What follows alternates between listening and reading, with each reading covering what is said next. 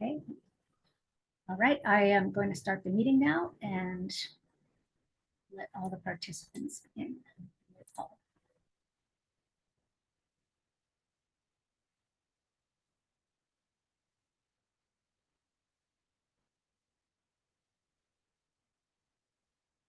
right, Nick, are you in charge of letting the people in from the waiting room? Yes. Okay. I'm going to let people little by little sign on. Hi, Larissa. Thanks for coming. Muted. Hi, thank you. Hi. Larissa, do you have any slides or anything to show, or is this just a chat today? I don't, just a chat. Okay. All right.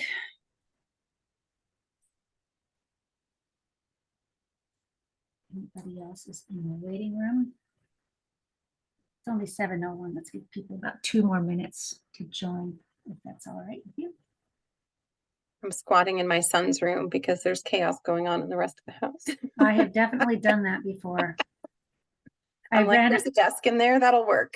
Once I ran a meeting from my mother's house in St. Louis, a civic association meeting, and unbeknownst to me, her fax machine, she has a fax machine for one, and it was right next to the computer where I was running the meeting, and it just kept ringing and ringing throughout the meeting. And Apparently the seat that I'm sitting on does this when I move, so I'm going to try to be really still. Okay. All right, we have a couple people still in the waiting room.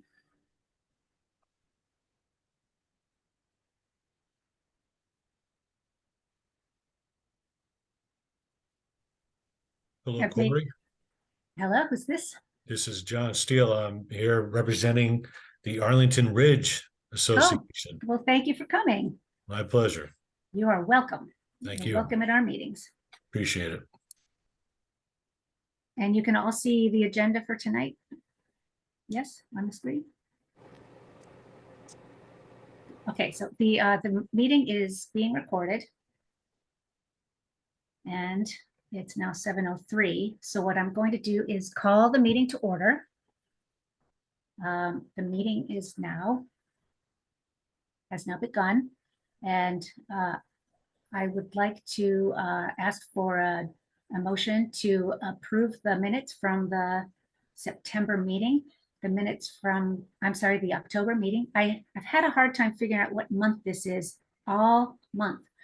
The meeting, Nick and I were not able to attend the October meeting, but we watched the video of it, and Nick took the minutes from watching the video of it. So do I hear a motion to approve the October minutes?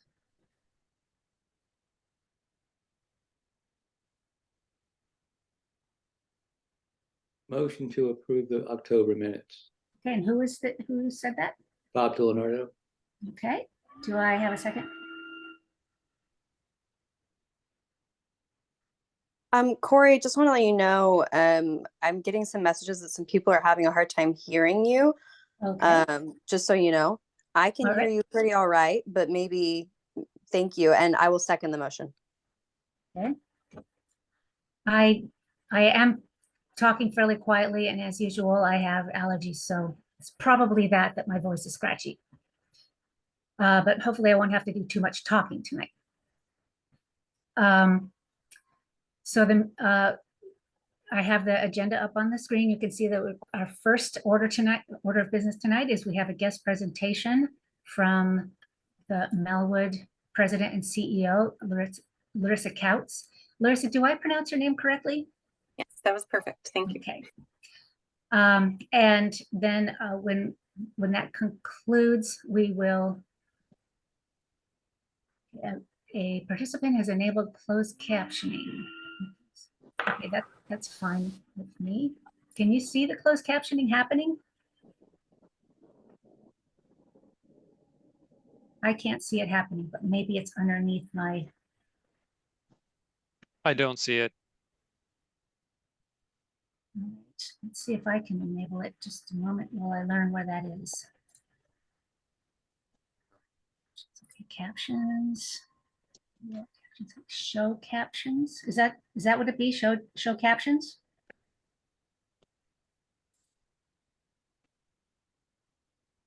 Speaking language to English. Oh, I think they're showing up now. Well, they're showing up for me because I did Okay, the enable captions for myself. I'm not sure if they're showing up for everyone. so each person has to individually enable captions? Is that how it works? Does anyone else see them? No, I see caption settings. Yeah, so if you click on the ... more and then click on captions and then do caption language English, and then it should pop up. All right, I did. Oh, now I see it. Okay, thank you very much. Learned That's anything not today. distracting at all, seeing the words pop up as I'm saying them. Exactly. I'm going to try not to look down. Okay, so Melwood is formerly Linden, which was formerly the Sheltered Occupational Center, which is formerly the Nellie Custis Elementary School on 23rd Street between Fern and Grant. And I have invited Larissa here tonight to tell us what about the programs that take place at the Melwood facility, and also to update us on the plans for future and what is the status of the study with the county. Grant and Hayes. Thank you. Is it Brent and Hayes?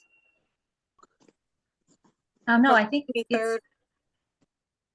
Yes, no, I think it's Fern and Grant. Anyway, without further ado, I would like to invite Larissa to tell us about the programs that you have at our 23rd Street facility at Melwood. Thank you so much for the invitation. I really appreciate it.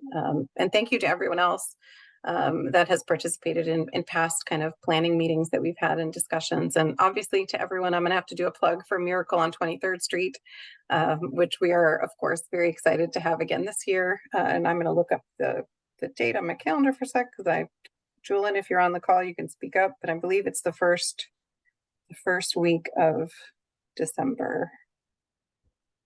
Yeah, no, it's the 8th. Yeah, so it's Friday, December 8th. So I would really encourage everyone to sign up and register for Miracle on 23rd Street. It's going to be another wonderful event. We're going to have ice skating this time, and I'm not sure how they're going to do that, but we will have ice skating on site for the Miracle on 23rd event. So, you know, Melwood is a nonprofit organization.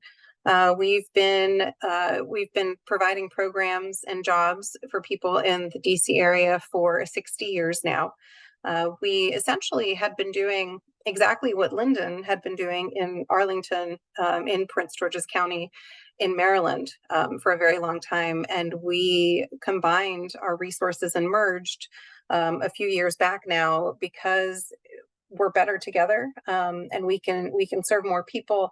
They had lines of business that we wanted to do. We had lines of business they wanted to do. And so we essentially are an employer, we're an advocate, and we're a provider of services to people with disabilities. Our vision is a world where people with disabilities are fully included. And we've worked hard in Arlington to ensure that our presence contributes to that vision. You know, we support career expansion, career exploration, inclusive community celebrations like Miracle on 23rd Street, and partnerships with local entities and local leaders to elevate our work and to expand our capacity to be able to serve those among us. We advocate for federal, state, and local policies that support fully inclusive workplaces and communities, including fair and competitive pay, pipelines for career exploration and advancement, and opportunities to build wealth. Earlier this year, we worked with the General Assembly and Governor Youngkin, with particular leadership from Arlington Delegate Patrick Hope, to end the payment of sub-minimum wages for people with disabilities across Virginia, which, believe it or not, is still legal on a federal level, but we've been working state by state to try to eliminate it. You know, we take our role in this community very seriously, and we're so proud to be here in Arlington. I mean, I lived in Arlington for over 10 years, and I'm a member of the chamber in Arlington, and I'm very proud to continue to serve the community. We strategically partner with organizations, employers, and government leaders to tackle big challenges that pose significant barriers to the success of people with disabilities. And that success is built on a platform that has several legs to it. Work is a big focus that we focus on, because without the dignity of work and a paycheck, it's really hard to get independent and to feel like you're really a part of the community and giving some value to the community. Housing is another huge barrier to inclusion and independence for people with disabilities, as is really thriving and being part of a community. So we partnered with Inclusive Pathways to Success, which is another local nonprofit. We offer them space to hold monthly woodworking programs for students in the community. They're essentially a nonprofit trade school that's based in Northern Virginia, and they train young adults ages 21 to 36 with developmental learning and mild intellectual disabilities for careers in the skilled trades. So the students are highly capable of work, but they need a smaller learning environment with a slower pace and explicit training in social and communication strategies to succeed in the workplace. So we also partnered with Sustainable Scoop. Their mission is to develop strong future civic leaders by providing groundbreaking employment training, programming, and production experience in the media arts. So both Sustainable Scoop and Inclusive Pathways to Success have space in our building, and we intend to continue those partnerships as well as with others organizations. We've worked with other organizations whose vision of affordable housing aligns with ours, in particular Main Street in Rockville, Maryland, and our stomping ground here in Arlington. Our stomping ground began with the concept, and I was one of their first board members and helped them get started before I stepped off the board to be CEO of Melwood. They're a grassroots volunteer-based organization that creates community in multiple neighborhoods through partnerships with affordable housing developers. They work with Wesley, with APA, with AHC and others to establish a footprint in buildings that create community for people with disabilities who are living independently in inclusive settings. They've expanded the available housing stock and community integration of so many Arlingtonians with disabilities, and the need for this type of housing is extraordinary and is not something that's being tackled by our communities. So for our affordable housing project in Arlington, we have an initiative to develop affordable, inclusive, accessible housing in Arlington.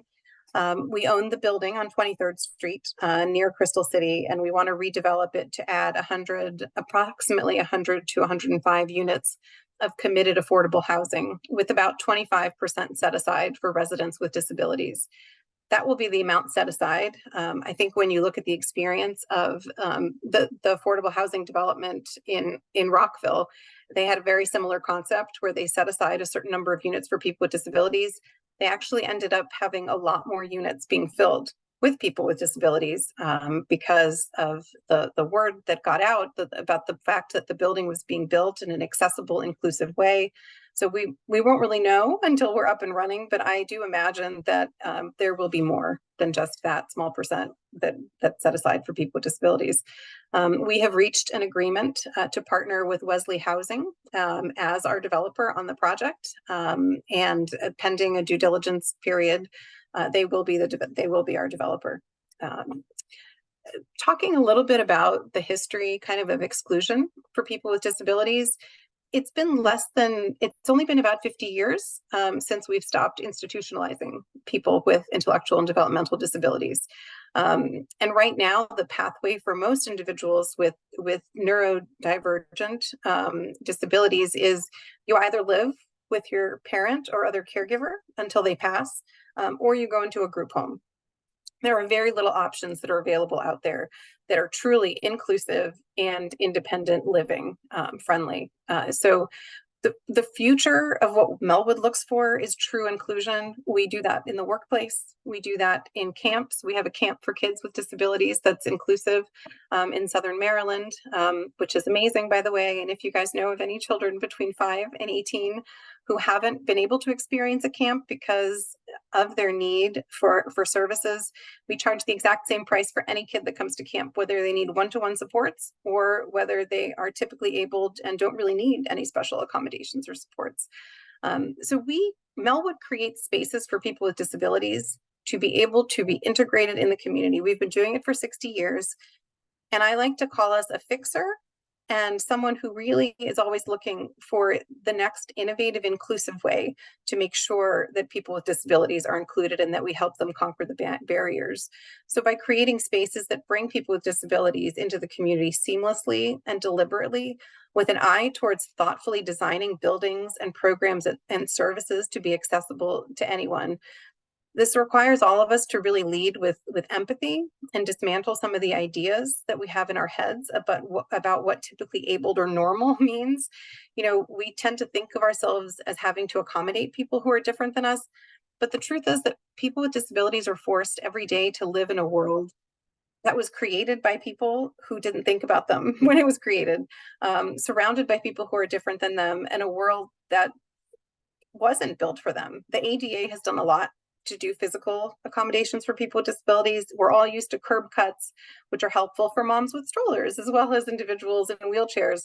But in terms of thinking about neurodivergent individuals and the types of sensory issues they might have, other types of accommodations and inclusion they might need, if we include it in the universal design of a building, it's much less expensive than having to retrofit it later. And if we can create that kind of a space, which is being done by maybe less than 10 of developments around this country, we can really have a different future for people, for our kids, and for the people that grow up with these types of disabilities. So we are always aware of those barriers. We have seen in a lot of our tech and IT training and skilled training that the young adults that we're working with, it's a constant communication about housing. Their parents are kicking them out the minute they get a job because they feel like, okay, they can be independent, and then they end up homeless sometimes. They are being kicked out of apartments by their roommates because there isn't a plan that's been built with grassroots support. And so, you know, we're looking at this resource that we have, which is this incredible building in this incredible area that anybody should be so proud and happy to live in. You know, we have a bus stop on the corner, we've got walkable metro stop, and you know, looking at the median rent prices in Arlington and the need that people with disabilities have, we really feel like this is an amazing addition to the community. So it's, like I said, it's well served by transit. It'll continue to include space for Melwood to provide employment opportunities, workforce development support, and community programming and community events. We're hoping to retain 22,000 square feet, depending on the final plans, to be able to continue to do the good work that we do. And it'll provide ample affordable housing to Arlington community members with and without disabilities to be able to live in this environment. There's no change planned at all to the adjacent Nellie Custis Park. The green space will remain open and untouched. The site is surrounded by institutional and commercial uses on three sides, which provide a buffer from the low density neighborhoods. Allowing more height will allow for more density and flexibility for lot coverage and a setback and tapering during the site approval process, so we can make sure to get in the amount of units that we need to make this really financially feasible and be able to work. And it'll help us keep existing open space and tree coverage on 23rd Street. Of particular interest, I know for you guys, is the current plans for the height and the size of the building. You know, in this stage in the design process, you know, you guys have seen some of the massings that have been proposed in the Tier 2 general land use plan studies. You know, it's important to note that they're just proposed massings and not the final design. In fact, it was the county staff that put those together as 3 examples of massings. So they're not necessarily reflective of eventually what will be there in the community. They're asking for comments to talk about height and the footprint of the buildings. The stages of really looking at the final design will come later in the process when we've really narrowed down with input from you guys what the priorities are in terms of height and green space. The massings do a good job of illustrating some of the trade-offs between green space and height to be able to achieve a feasible project. For the project to make sense, we have to build at least 100 units of housing and include 22,000 square feet of programming space. Our originally proposed massing favored preservation of the existing green space and the historic facade, which required a height of 60 feet, because we thought that this trade-off would be preferable to the community, that there would be an interest in preserving that green space as well as the historic facade. If there's greater community interest in lowering the height, there's a potential of expanding the footprint of the building, as the staff showed in one of the massings, but that will eat up a lot of the green space around the building, and expand its kind of horizontal footprint, and reduce its height to 45 feet. So those are the two elements we're really working to balance, is to keep the open green space and to preserve the historic facade.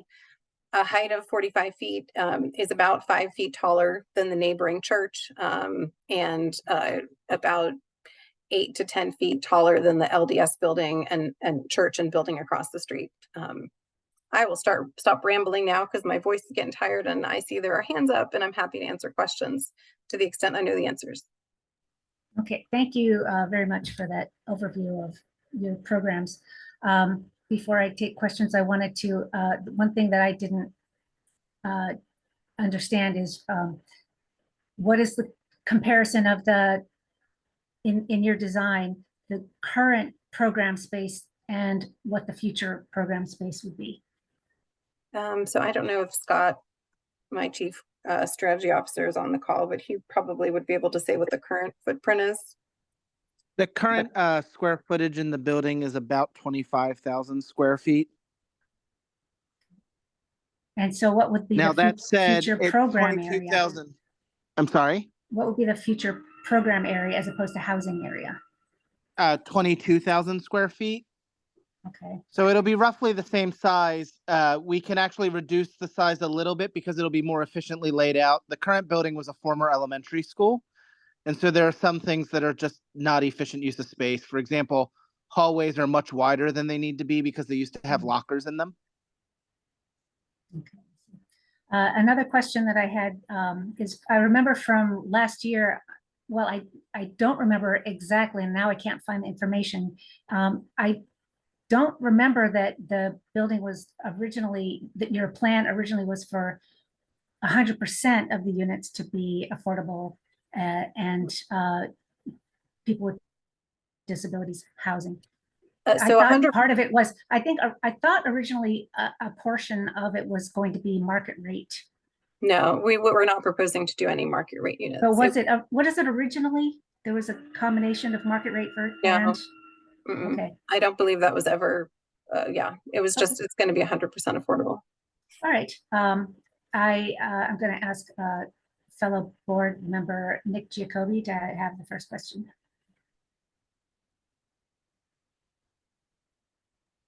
Thanks for that presentation. A couple questions. First one is, if you can talk a little bit about what programming you're actually doing on 23rd Street. I heard a lot about advocacy work and working with legislatures and all that good work. And I've also heard about spaces that you've given to other organizations. But I'd like to know, what exactly is it that you are doing in that 25,000 square feet? And how will that be done in the future? And secondly, just a comment, I thought your presentation was very optimistic that it will be fully approved and has been fully approved. I didn't mean to sound think that. yeah, I mean, I think one of the things is this year we should be celebrating the centennial of that building rather than planning its demolition. But I think that I'll let other people deal with that, but I'd like to hear about your programming. Thanks, Larissa. Of course. So on the second level of the building, we do have a small number of administrative offices where we house some of our direct support professionals that are working with members in the community and coming back to write notes. So they'll serve people in their homes, and as well as we've had some space in the past for HR and for IT. We have 1, 2, 3, my folks that are on the phone, if you guys want to correct me in this, in the chat, you're welcome to, but I'm thinking off the cuff. We've got at least 3 classrooms in which we host our Ability Tech training program. It is a program that prepares individuals, largely individuals on the autism spectrum, but also disabled veterans, and frankly, anyone really with a disability that applies and gets into the program to obtain their IT and tech certifications in order to enter the career in those fields. We have partnered with MITRE Corporation as well as the National Geospatial Intelligence Agency to place some folks in cybersecurity with that government agency. We have another new contract that I'm not allowed to tell you what the agency is yet, that will be doing something similar, as well as just placing folks with large employers in the area, KPMG, Wells Fargo, companies that individuals that were working at retail stocking shelves because they never thought that they could get through college or sit down for a course that lasted for 14 weeks. But we help them with the process, the progress. We do professional development training and make sure that they know how to interview, they know how to write a resume, and then we do the job development. So we do a lot of workforce development and training and job searches with individuals.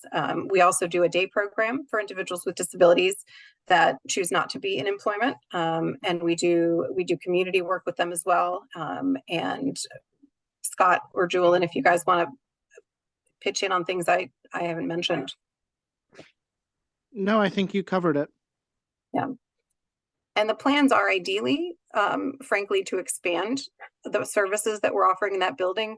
We have, because of the hope that this will be approved and that we can continue to use this building towards our mission of basically enhancing the world of inclusion for people with disabilities, that we can expand the programs that we offer there. We have not done that precisely with the intent of not wanting to retrofit a building that frankly wasn't made for the purposes that we are using it, and that will need a large amount of work done to make it so.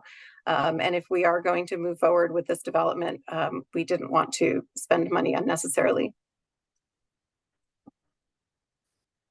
Okay, Nick, did that answer your question?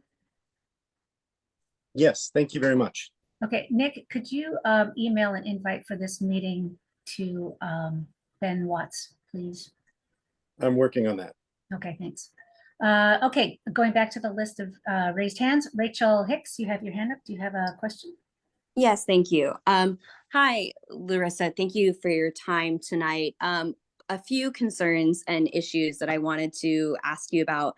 So first, you talked about seamlessly and inclusively incorporating individuals who might be neurodivergent into the neighborhood through this project, but you're not matching the neighborhood. In fact, you're dramatically changing the neighborhood, and it's the exact opposite of the neighborhood around it, which is single family homes and a few duplexes. So they're going to stick out like a sore thumb, and they're not going to be a part of the neighborhood because they're going to be different in the building, in the type of living, in the trash collection, in the traffic, in the density. And it's a change. You're having to go through rezoning through a GLUP because it doesn't match the zoning of the surrounding area. So how is this going to be seamless and inclusive to the neighborhood? Because it seems like the exact opposite. And I don't think that's going to work out well. How are they going to be incorporated into the neighborhood if it's the exact opposite of the neighborhood? And why are you not considering maybe some duplexes like the ones across the street so you actually match the current neighborhood if you are going to tear down the building? I do agree that there is a desire to have that community space preserved. And then I have 2 more questions after that. Thank you. So my comment was with respect to seamlessly incorporating people with disabilities into the typical completely integrated workforce, a housing environment, a camp. Essentially, I'm talking about the fact that people with disabilities should have the right to live in an apartment building independently without having to be stuck in a group home. I was not referring to the environment around that building, but I definitely hear your concerns. And I particularly want to make sure that the design, as it is finalized, including various structures that it fits in with the buildings across the street and the churches and the commercial buildings next to us, as well as the single family homes across the park, absolutely. Okay, and Rachel, in the interest of time, if you'll keep your hand up, I'm gonna run down and get some more questions before you go Lori, in for your Nick was second and allowed to third. ask multiple questions, or sorry, you were allowed to ask multiple questions. Yes. Is that not available for everyone? Not at this time. I would also like to mention that there is a survey out from the county on this project. There's a link to it in the newsletter, and if anybody has already looked at the survey and has any questions about the questions on the survey, please feel free to do that at this time as well. Robert Douglas, you have your hand up. Hear me? Yes, I can hear you. Yes. All right, great. Can you tell me, of these 100 units that you're proposing, how many are 1, 2, and 3 bedroom apartments, and how many proposed parking spots per unit or per bedroom, if you will, that you are you're proposing in this build? And then secondly, have you guys done any analysis of what the traffic impact will be on what we're already seeing is very congested, 23rd Street or the cross streets, whether it's Grant or I don't know where these cars are going to come out onto, but have you done any analysis of what the impact will be on the rest of the community? I will punt the latter part of your question to Scott, so be on hold for that, because I do believe that there has been a traffic study completed as part of the GLOP process, but he can say for sure in a second. With respect to the other parts of your questions, I unfortunately cannot say right now how many 1 bedroom, 2 bedroom, 3 bedroom apartments there will be, because frankly, that is dependent upon the square footage that ultimately will be in that building. It'll one of the financial vehicles that we are looking at for funding the project is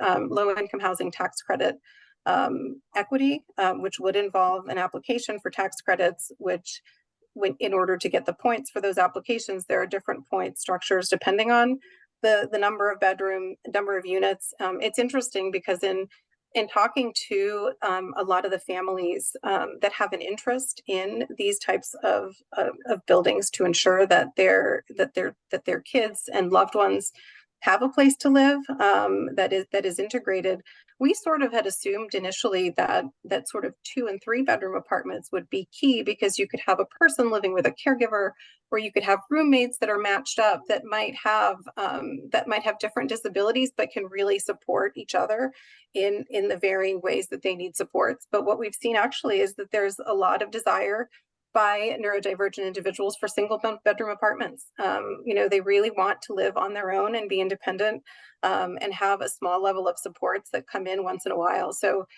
it'll depend on the needs of the community and the desires, as well as the tax credit application, and ultimately how much density is allowed and how large the building is. But we are taking so many of those factors into account, including kind of what is needed in the community. Thank you very much. Yeah, just to follow up, can you tell us a range of what they might be? They might be 130 bedrooms to 190, and you didn't answer the question about how many parking spots per unit. So Larissa, I'm happy to jump in on this. Sure. I think it's important to remember, as Larissa said, that we're at a general land use plan study phase. So there is no final architecture to the building. At this point in the process, you're really just talking about a massing. That massing is driven by a feasibility study. So there will be a deep mix of units, but it could obviously change. It could be a third, a third, a third. Again, that will be subject to change. What I can tell you about parking spots, because we did this with the feasibility study, parking is one of the most expensive features that you actually have to evaluate for a project like this to determine whether or not it's economically viable. We assume a cost of $60,000 per parking spot for below grade parking. We do know from our feasibility study and initial engineering tests that it's possible to go down 1 grade for parking and achieve a little more than 100 parking spots. So all of our feasibility studies have looked at the cost of accomplishing over 100 parking spots, But again, that could be subject to change based on where entry points are put, what the horizontal footprint of the building could be. But we do know it's possible to accomplish more than 100 parking spots and still have the project be feasible. I also want to circle back to the traffic study question you asked, because originally that was delegated to me. There was an initial traffic study done as part of the Tier 1 GLUP process. There are subsequent traffic studies that have to be done. That initial traffic study is available on Arlington's website. If you go to the GLUP study and you see within the application, you'll see the engineering study that was done with trip counts and analysis about the nearby intersections. All right. Thank you very much for that detailed answer. Robert DiLeonardo, you have your hand up. Do you have a question? Yes, thank you very much. I appreciate it. You made a statement that for the project to make sense, you need 100 units. And I was wondering if you could delve into that a little bit more. It seems a little strange to me. And also, only 25% is for the handicap people that you are addressing for the audience, which is, it seems like, well, I mean, why wouldn't it be 100%? So for just first of all, though, this idea of needing 100 units. So I'll let Scott answer that, but we did a feasibility study to see how it works out with respect to being able to actually build this in terms of the amount of equity needed, and how it works. But Scott, do you want to take that? Yeah, I mean, that is the basic answer. Is when we did the feasibility study and looked at the typical financing and funding streams available for multifamily housing projects, affordable housing projects. For a project like this, the break-even point, the point where you reach financial viability, is typically going to be around 100 units. I think if you were to survey and look at affordable housing projects throughout Northern Virginia, you're going to see a lot of them in the 100 to 120 unit range. And it's because that's just where you achieve financial viability. Okay, and was that like an independent verification, or was that part of just your own approximation from what you could see from other projects that are similar? That's from our outside experts that our board hired to determine the feasibility of the project. But I think if you were to look at the public applications for funding for projects throughout Northern Virginia, you'll find from just informally surveying those, again, most of the projects are going to be in the 100 to 120 unit size. And we've had several developers working with us to look at it and talk really through who's a good match. And there have been units floated that are actually a lot more than that, which we didn't feel was what was needed. Like, we wanted to make sure we got to a point where this is financially feasible. It's something that'll help. But in fact, to that point, I would add that if you look at our application at the Tier 1 GLUP study, we propose a lower unit count than the county actually proposed in the massings that the county created in this Tier 2 survey. So when you look at the slides, you see a unit yield of 123, I believe, in the county's drawn massings. We've never proposed 123 units. Our unit count was closer to 103. Yeah. All right. Well, the Alex, also the audience part of the question. It was pardon only me? 5%. The target audience, sorry, Corey, it was only 25%. Why is that? So the goal is inclusion without isolation. It's not to create another large-scale group home where people with disabilities are only surrounded by other people with disabilities. The goal really is inclusion. That's really the reason. Okay, Robert, I hope that answers your question. Alex, you did have your hand up, but now I see it's Yeah, no longer up. I did, and then I put it down, but she just said something that I'd like to talk to her about a little bit. So first, thank you for making your presentation, Larissa. I appreciate the tone. This is a lot less hostile than it was last time. So I really appreciate the way that you're approaching this. So with regard to inclusion, right, you can have an inclusion at a 25-75 split. You can have inclusion at a 50-50 split. And in fact, when we're devising plans for inclusion across the country, and I say this because this also happens to be my bailiwick, why did you pick 25-75? Why not 50-50? That's the first one. Corey, I can totally see your face on my screen right now. And secondly, Okay. just to ask you another question, because, you know, obviously, well, let me speak for myself, not for everyone. One of my biggest concerns living right in front of the park, okay, just to tell you where my particular household is the size and the scope. Have you guys, all y'all, as we say in the deep south of Florida, explored what you could do in terms of 100 units in 3 floors without going up to 4 or 5 floor? I mean, is it viable at that level?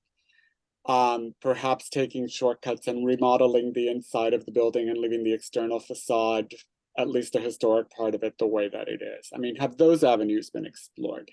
You know, I am, as much as I'm going to be crucified at some later point, you know, it seems to me like there are ways of getting to a place where everyone reaches a mutual unhappy zone, as opposed to people fighting at each other's throats all the time. And if we can reach a mutual unhappy zone, I think we can make everybody mutually unhappy and not continually tear each other apart. I really appreciate your comment, Alex. And it really describes how I feel most of the time when I'm talking to a lot of groups of people that are just yelling at each other. It's possible to get to a place, and the only way you have, you know, you've reached a good compromise is when everyone's a little bit unhappy. And I really appreciate those comments. Thank you. Well, you know, I serve as a settlement judge a lot. So Yeah. We are, we're past time on this segment of our meeting, so I would like to ask Stacy if you have a quick question. I'd like an answer, Corey. Sorry about that. Yeah, we are running out of time. The actual structure of how the building is going to look, like I said, right now we're talking just about with the glup to the height at the most the height could be and the most the footprint could be. We did not present to the county or to anybody what they put in the questionnaire, which shows a big blocky 6-foot building, right? Like when we're thinking about this, we want to tear down to 3 stories bordering the park. And, you know, the building could be built with wings. There could be I mean, there's different ways to do it so that it helps with the concerns and to make sure that we're doing it in a way that works. I don't think that 3 stories is feasible at all to do the 100 units. But we've done a lot of different types of massings, and we want to keep the conversation going. In terms of the 50-50 split as opposed to a 25-75? So 1 in 4 people has a disability. And I think that is a good place to start. Like I said, the Kelsey in California, the Main Street building in Rockville, there are only a handful of other projects around the country that are being done like this. Their actual percentage of people with disabilities that live in the building is much higher. And it's not like we're carving out to say people with disabilities can't live in the other 75% units. In fact, we anticipate that the large majority of the applications that we get are likely to be individuals with disabilities. But there's a difference between accident and design. Right. Well, Scott, do you know the answer exactly to, I know some of it had to do with respect to tax credit and other rules that we might have to comply with. Tax credit rules, the experience of all that your percentage, again, because the 25% is just a set aside where there's preference. There's not a prohibition, obviously, from somebody with a disability living in part of the 75%. We know that has driven much higher ratios. We did want to intentionally stay away from nearing 100% because we didn't want to create that non-inclusive space. And then candidly, it was the simple beauty of 1 in 4 people live with a disability. So 25% when added to those factors just made sense. Obviously, there could be some room to discuss that, but that's why we landed on that position now. All right. So The original proposal was 30%. right. And I think what you're telling me is that if I do a little research on the tax credit status, I'm going to find that there is a number that's tied to an exclusion amount, correct? I seem to recall that being part of the conversation. But I think a lot of those things are things we can continue to talk about, really. In The my main, experience, it generally boils down to funding. So Okay. I would like to interrupt at this point, if you don't mind, and say that I think that we will probably be continuing this discussion between our neighborhood and Melwood as these plans develop in the future. And I also want to mention that there is coming up on November 28th, a long-range planning committee meeting on this topic on November 28th, and the information about it is in our November newsletter. And I am unfortunately only going to be able to take one more question, and I'm going to call on Stacy Meyer as the chair of our zoning committee. Stacy, if you could ask a brief question, please, so we can Yeah, I appreciate wrap up this appreciate that. discussion. I appreciate that, Corey. Appreciate it very much. Thank you, Larissa, and I want to say that I ditto everything that well, not everything, but most of the concepts that my next door neighbor Alex stated. The tone, the ability to work together. As we're looking towards the 28th, I would like to propose to Corey and Larissa that we try to get together, possibly in person, to continue this conversation with anybody who is interested, to see if we can't really roll up our sleeves a little bit and come to some common ground. So that's that. I'm just following up on those thoughts because I agree with those. Where we have common ground and where we don't have common ground, we know that. So that's the first thing. And then I just wanted to say that I had a question about what is neurodivergent, and what you include in that definition. Do you include everything from, slow learners, or is it sort of more broad to like, I think everyone in my household has ADHD? So I think it depends on, frankly, who I'm talking to and in what context. When I talk to large employers out in the community, and when I'm talking to them about making their DEI initiatives also accessible, for them, I'm talking about every kind of neurodivergence. You can think about from ADD to dyslexia to all sorts of other things. When I'm talking about Melwood ourselves employing and serving individuals with disabilities, I am talking about the individuals with the most significant barriers to employment, to housing, to other things. We're talking about folks who it's often not just a very simple accommodation. It's a lot of the people that we serve are on the autism spectrum. And not often of the very invisible kind of high functioning kind, but we tend to serve. Our mission is to make sure that the folks with the highest barriers are served. But the term generally means any kind of neurodivergent quality that impacts the way that you access language, communication, things like that. In the interest of time, I'm done. Thank you, Corey. Stacy. I appreciate you. And I like the idea of us getting together and letting anyone who would like to join us talk things through.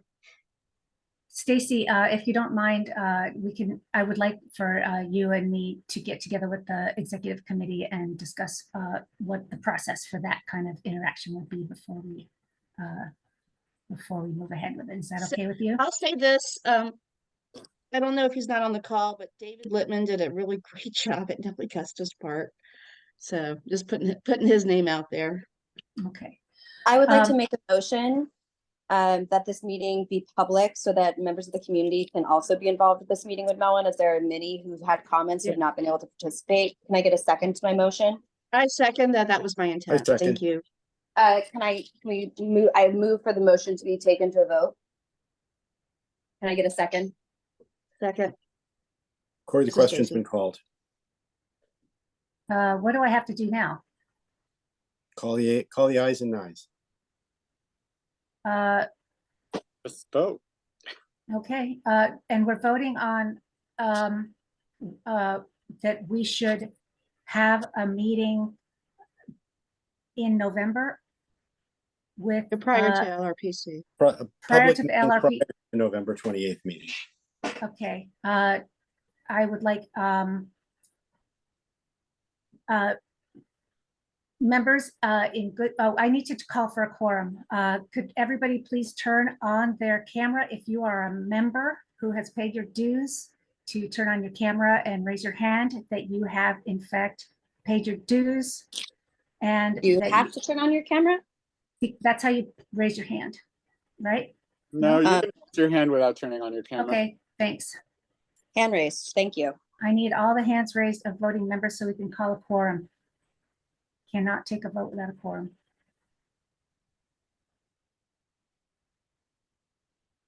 I need a quorum of, I need a quorum of 20 members. I don't think you have it.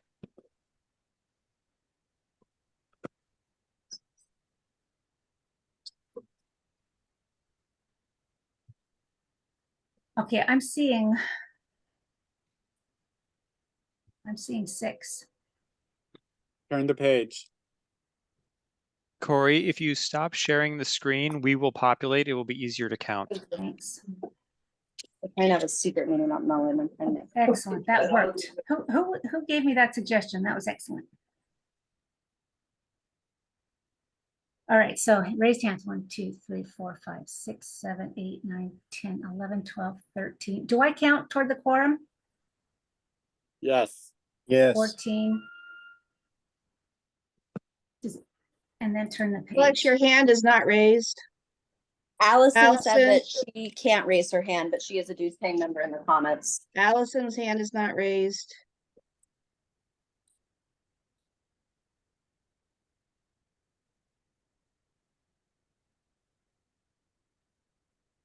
I'm going to count again. 1, 2, 3, 4, 5. I only have 17. 7, 8, 9, 10, 11, 12, 13, 14, 15, 16. 20. This is getting kind of Since we- ridiculous, so we Since can't we do. don't have a quorum, can I make a proposal?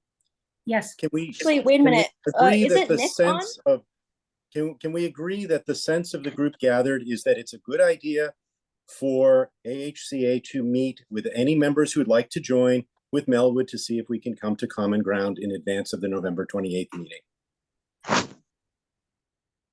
I don't think you have to agree. I think that the board has enough residual authority to decide that it wants to do that and invite whoever it wants. Nick, does that get us there in the same way? Thanks, thanks, Alex, because that's exactly what I proposed a few minutes ago. That the board get together with Stacy of the zoning committee and any members of the zoning committee to decide how we want to structure this. But that And- wasn't what I and moved when, for. I and moved for that- it to be and that- public, so any could and that- join. Yeah, Yes, Rachel, that the would thing be, is, Rachel, that would be part of the discussion that the board would take. right. And the difference was Not that what I moved for. Rachel wanted to make sure that the meeting was open. So And that anyone could join. I'm gonna step in and just mediate this before it gets to where nobody wants it to go. Unfortunately, there isn't a quorum to vote on that. So it's gonna fall to the residual authority of the board to decide how that meeting is going to take place. And if we don't like it or whoever doesn't like it, that's just too bad.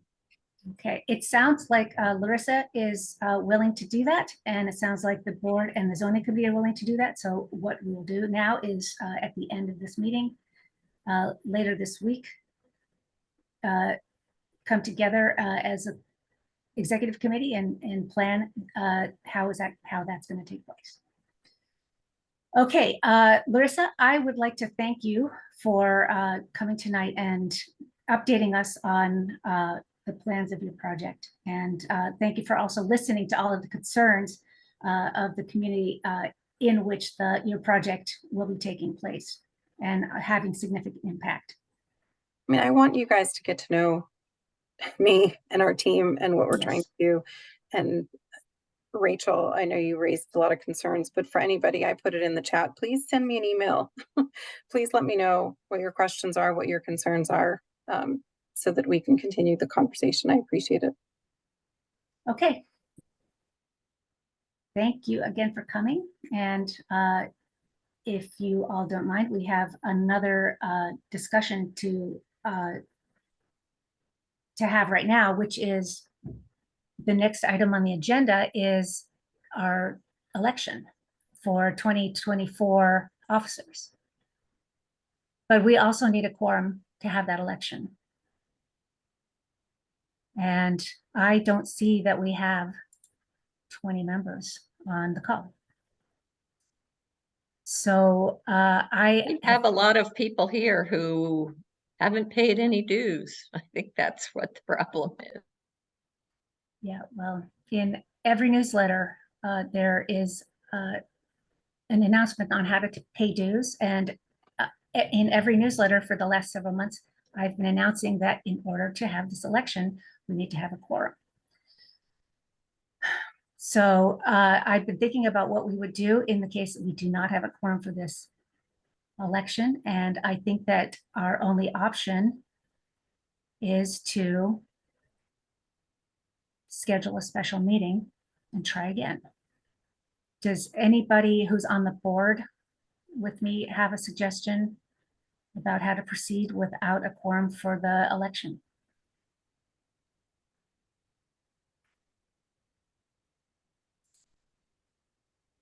Nick, can I ask your opinion? I think that's our only option, given the bylaws. Yeah. We can either have a special meeting in December in which we announce it in the way that the bylaws require us to announce it to all members via an email, and or we can go into our regularly scheduled January meeting and hold it then. Or people could cough up now and we could get to 20. There's a link According to the bylaws, you have to have paid by the meeting. By October 31st.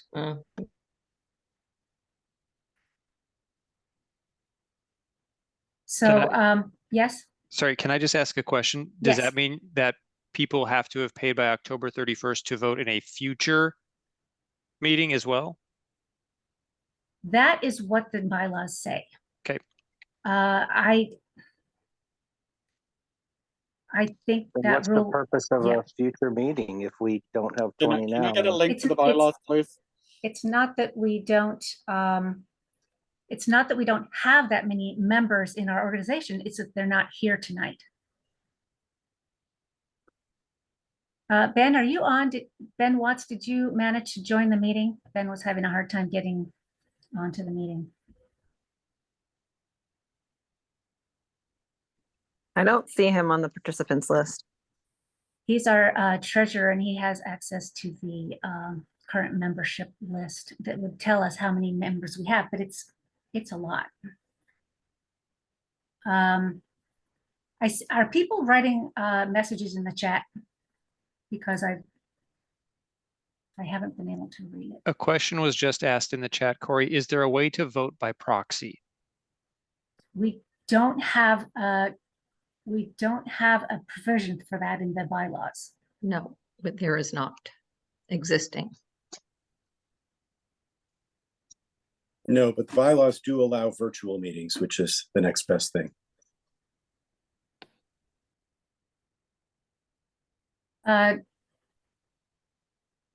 I think what we're going to have to do is hold a special meeting because I don't want to go into January without a slate. Is there anybody in a household that is a paying household that has 2 voting members? We could add 1 more.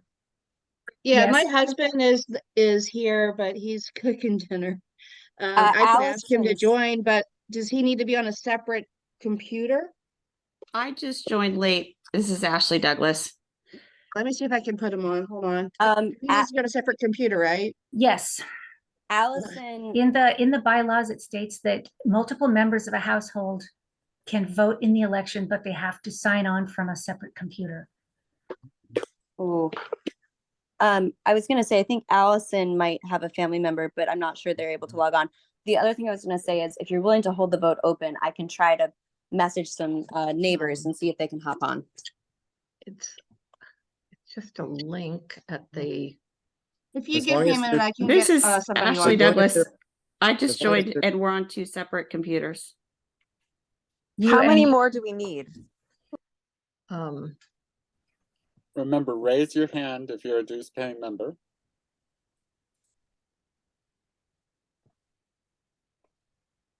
right here, I mean, it's just, Ashley, raise your Um, hand, please. Can you send it to me? I Bethany just click- you have Cuevas to is a click dues paying on member. from here. Just send me the link to the webpage.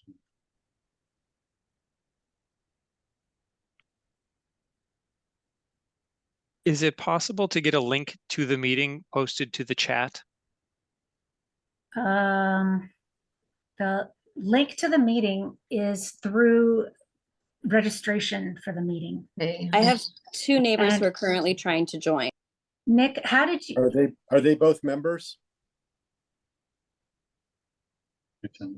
Yes, Yes, they are. I'm sending them the link now.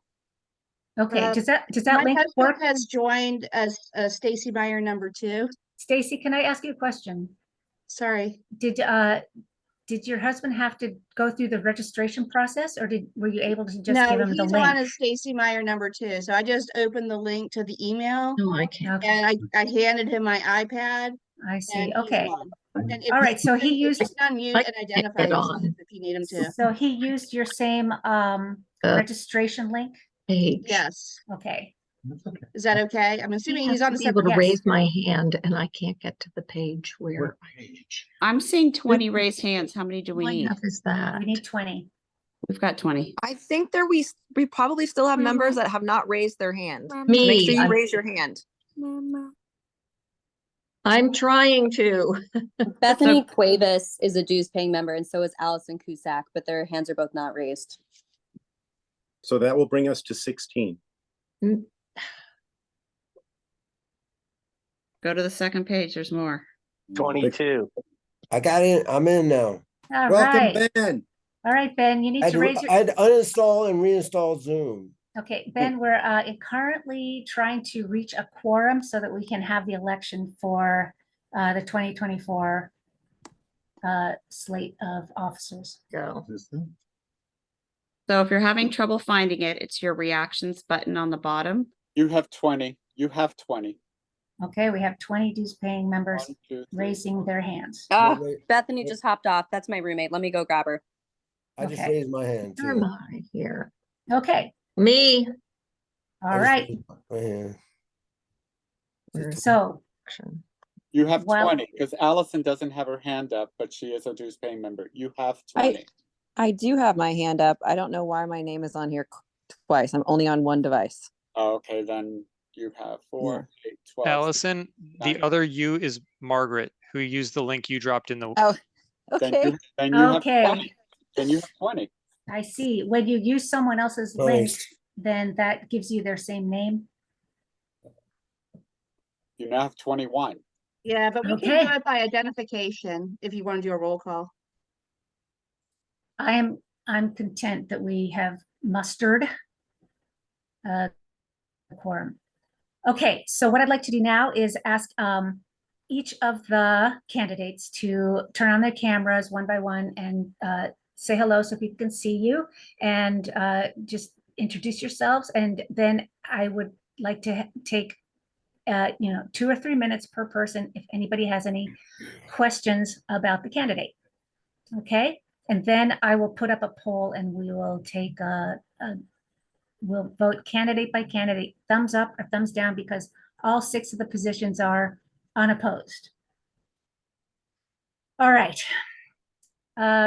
Rachel Hicks has been nominated as president of the Civic Association for the 2024 year. Rachel, can you introduce yourself, please? Hi, I'm Rachel. I've been part of this specific area for 3 years. I grew up in Virginia. And yeah, that's me. I'll keep it brief. I did a more thorough introduction last meeting. So But I'm assuming not everybody was here. Which is why I'm giving a second pass at introductions.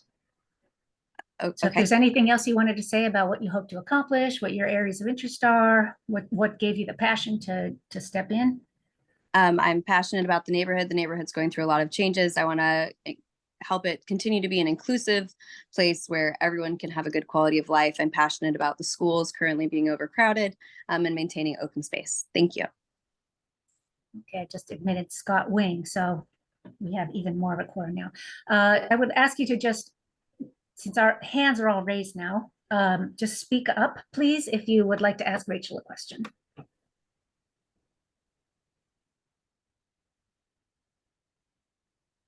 Okay, hearing none, I'm going to move on to the first vice president position. Jill Braun will be returning. She has offered to return as first vice president next year. She was our vice president for the last 2 years. She is not able to come tonight because her husband is out of town and she had to take her daughters to a concert, a K-pop concert. So she did introduce herself last month, but unfortunately I cannot show her to you right now. The position of second vice president is Stacy Meyer has been nominated for second vice president. Stacy Meyer has been serving as our zoning committee chair for the past 2 years, just about. Stacy, would you like to introduce yourself? Yeah, hi. I'm not sure if I'm on, but Yeah, if I you are. am, hello. Yes, we can hear Okay. you. I can All right, see. I'm on a new computer, so hello everyone. Yes, joining I would like to join the board and would like your vote for second vice president. I'm here to assist Rachel in any way, shape, and form that she needs. I promised her I would do that. Been in the neighborhood since oh gosh, 30 years. I lived on 25th Street. I lived in the River House twice, 2 different occasions, and on 24th Street here for across from Nellie Custis Park for next to my next door neighbor Alex for 22 years. An architect. I do real estate development. I work in affordable housing for the District of Columbia. So all the issues that are on the table right now are really up my alley, and so rolling my sleeves up and helping out. I've also delivered newsletters for the Civic Association, and I have been very active in CivFed and for a few years as well.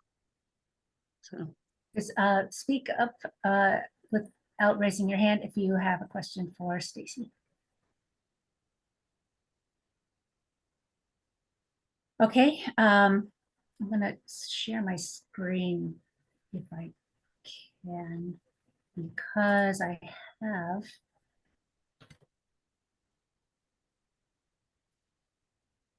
put the candidates, there we go, the candidates' names up on the screen. Our candidate for treasurer is returning for a 3rd year, Ben Watts. Ben, would you like to introduce yourself? Yeah, hello, Ben Watts, returning as treasurer, and I had the dues, everything is on running pretty smoothly on a spreadsheet. I do have one issue that I thought I'd bring up today, because I like to I have people's information, like their email address and their actual postal address, not postal, but just their street number, their street, house number and street, which is part of so we can kind of see where people live, just so they fit in the Aurora Highlands area. Anyway, when people register on or when they pay their dues on PayPal, all I get there is their email address. So I've been sending out emails, and it sounds like I'm a stalker. I'm like, hey, can I get your address? You know, all I have is the email. In fact, I sent Alyssa one today, so she may have gotten that. But anyway, that's just the issue I wanted to bring up. If we could work out with Zoom some way where people could put their address in. Every time you register for the meeting, you put in the address, but I don't know where those addresses are. Anyway, Okay. thanks. That's it. I don't right. know why I brought that up, but it was bothering me. Because- Been because- wasting time. Because you had the floor and you took it. Exactly. All right. Does anybody have any questions for Ben? And we have a pretty nice balance too right now, so we may want to do more things coming up Good. this year. Very good point. Okay. Okay, corresponding secretary is the secretary who, when we take a vote to write a letter to the county or to someone on an issue that we take a vote on a position, the corresponding secretary drafts that meeting for the president's signature. And that we have been, Alyssa Gardner has been nominated for that position. That has been filled by Natasha Atkins for the past 2 years. Alyssa, are you online? If I may, Alyssa is not online. She had to travel to see her mother, so she's on an airplane right now. But she spoke last meeting. She lives in the apartments, and she's excited to represent that side of the neighborhood. I think that was, I'm sure there was more, but that is all I feel comfortable repeating, so I don't remember it as well. But she wanted to send her condolences that she couldn't be here tonight. Okay. I would also like to mention that I have appointed Alyssa as the our AHCA rep to the Pentagon Center Phased Development Site Plan.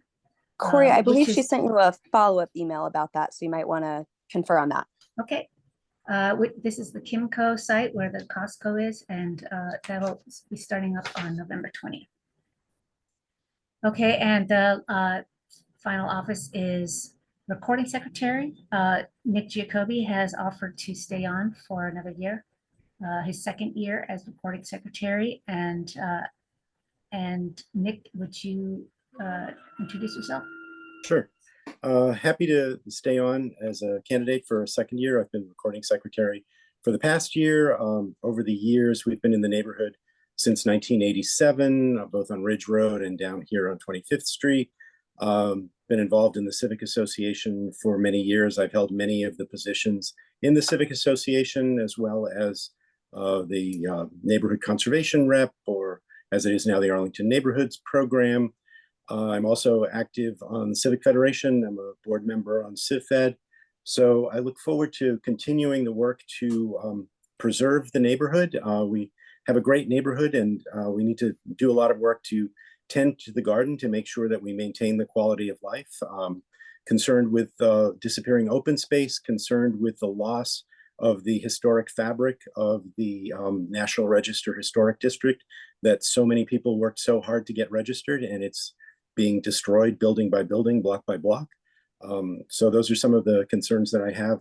Also interested in keeping an eye on livability. I think we need to make sure that livability stays on the rails. We need to make sure that we can trust what they're doing and what they're saying on our behalf. And I think that's an important thing going forward as well. So that's about it for me. Thank you. I'll take any questions if anyone has any. Okay, hearing none, I'm going to stop sharing my screen. And if you'll bear with me, I am going to do something that I've never done before on Zoom.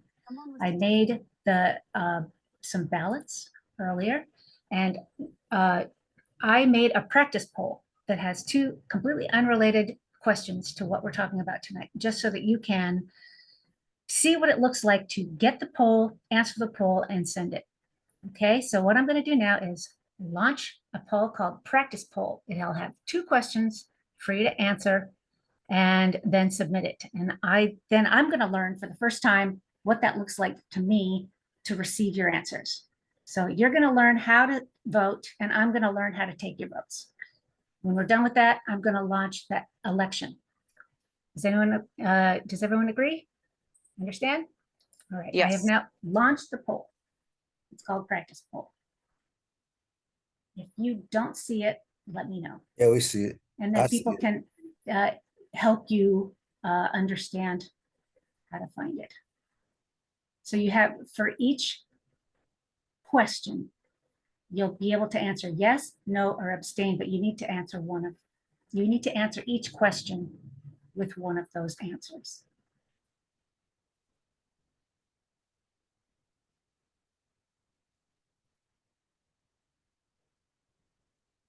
And what's really cool is that I see that there are 21 people. Oh, nice. So that's like an Does it automatic. tell you when they're done? It's like an automatic quorum check. It doesn't tell me when they're done, but I get to choose when they're done because I have the button that says end poll. Oh, nice. So that I've had 23 people vote on the first question and 22 people vote on the second question. We can't vote as co-hosts. We can't vote. Don't worry about it. Okay. If there's a problem with the vote, I'm gonna allow Nick to vote, but I don't know if I'm allowed to vote. Nick can't vote because he's a co-host. I guess I could take off his co-host status. Okay. Nick, can you hear me? He's not back yet. If Okay, it comes down to a tie, he'll have to break it. Okay, so what I see is I have 8 on the first question, 18 of 23 people voted yes. So I would say that passes. On the second question, I had 17 out of 22 voted yes, and I'm going to say that passes. But that was not an official vote. That was a No. practice vote. So it's not passing Exactly. anything. But in the case that we're going to be having the vote, that will indicate that person passed as. This is the test, right? Yeah, this was our practice. Okay. All right. Do you want to see what the results look like? Tell me if you can see them. Yep. Okay. I had a choice to share the results. All right. Okay. Stop sharing this one now.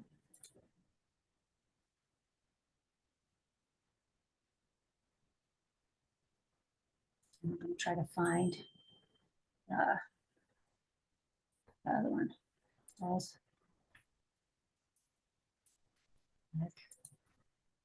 Okay, now I am now going to launch the official election poll. Here it comes. Please vote for each of the 6 candidates. Yes, no, or abstain. You can vote now.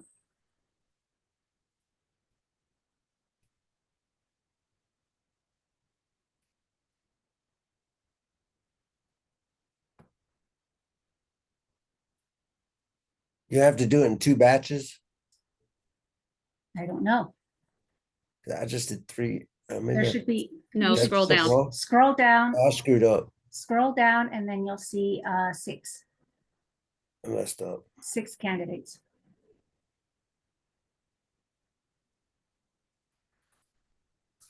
I messed mine up. So what happens when you mess it up? I didn't vote. I only voted for 3. You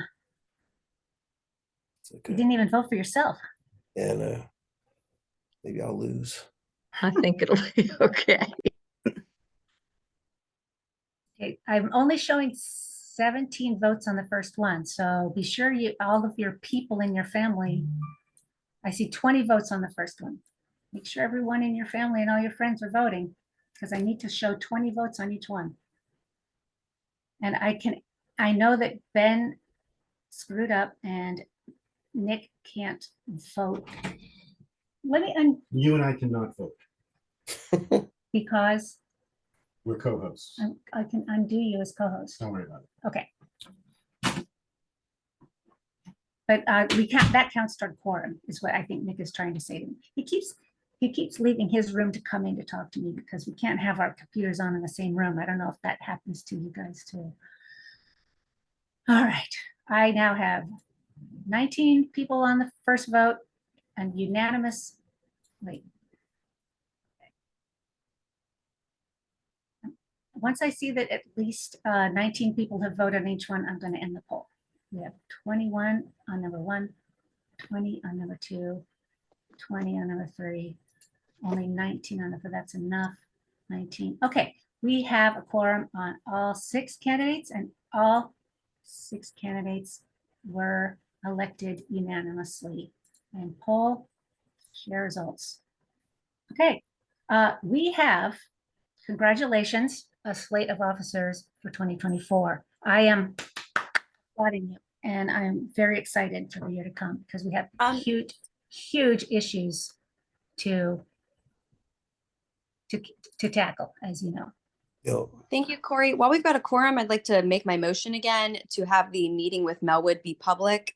James Chisholm just left. Was he one of the 20? I don't know if we needed him or not. No, we have a quorum. We have about 22 right now. Okay. Do we have a second on that, holding a vote on that? On making the meeting with, once we Sure, I'll decide to second. have. Second, yes. Okay, all right. Why Lee- is that? Why did we do that? I'm not questioning. Yeah, I just was yeah, wondering. Nick, can you explain the motion? I missed to part of the Ben? meeting. May I explain it since I made the motion? Sure. So we're supposed to have a follow-up meeting with Melwood. The question was whether it should be with the board or with the general membership. I made a motion for it to be with the general membership so that everyone who wanted to could participate because there was limited time tonight for questioning. Okay, and I would like to clarify your interpretation. I did not say that the meeting with Larissa should be only the board. I said that the board should meet to discuss how that meeting was going to take place. I would like the record to show that I said, okay, not that only the board should meet with Larissa. I And that's just very clarified important. there- It's very important to Okay. me that you understand that. Okay, thank you. I just wanted to clarify that there will be a public meeting with Melwood and the board and the public before November 28th, which is what we discussed. So I've moved for that to be voted on. That's been seconded. And so I call it to a vote. Is there a second? Yeah, I already seconded it. So I believe it's been called to a vote. Okay. Good,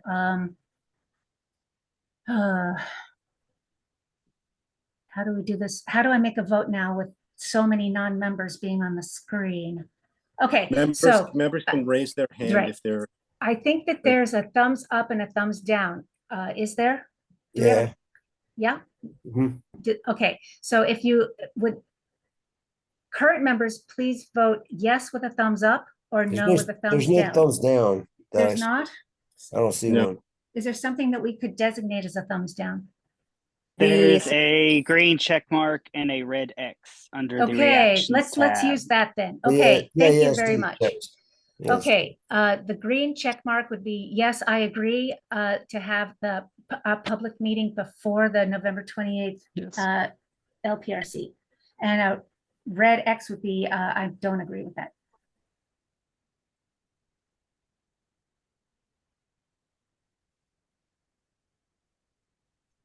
Okay, I see 1, 2, 3, 4, 5, 6, 7, What 8, about 9, people 10, that 11, still 12, have their 13, hands 14. up? I know. Are there, Okay, I see all green checks and no red X's, so that vote passes. All right. That concludes that topic for tonight, I think. Don't forget that there is a county county questionnaire out on the Melwood project. oh, And that there's a link to it in the newsletter, both the online version and the paper one. So please, please do that. Does anybody know offhand when that poll closes, when that questionnaire closes? yeah, I need November to- 14th. November 14th. So please do that. And if you don't agree with the questions, because the questions are limiting, they're those kind of questions that corral you into answering, do you want 5 stories or 6 stories? There is an opportunity as well to answer in narrative form. And you can also send letters in to the county. If you don't feel that the poll has correctly captured your opinion on the questions. Okay? All right, what time is it? 8:24. All right. I wanted to take some time to talk about the October 26th livability.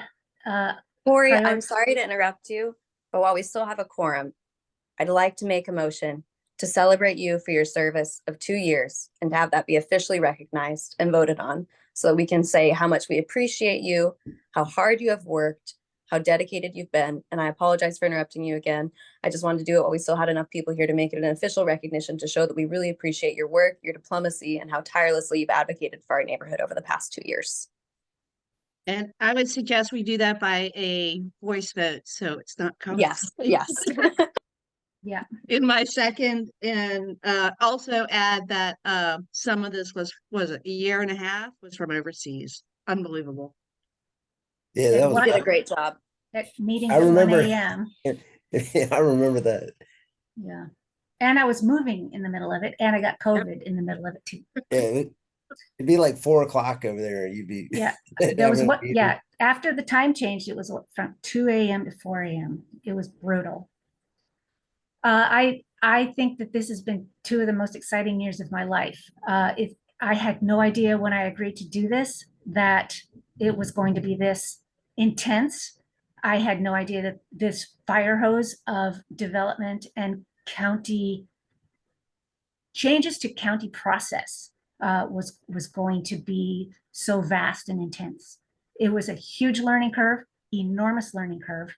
And I did not have for the first year, my husband, who was my massive sounding board, available to me because he was completely consumed with embassy management and could not help me when he was overseas.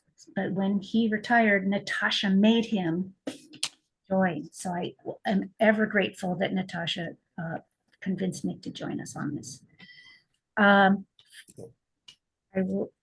am residing, but I'm still going to be here and I'll still be at the meetings. And so I can continue to participate. I'm going to be participating with Livability 22202 as the chair of the new Green Ribbon working group.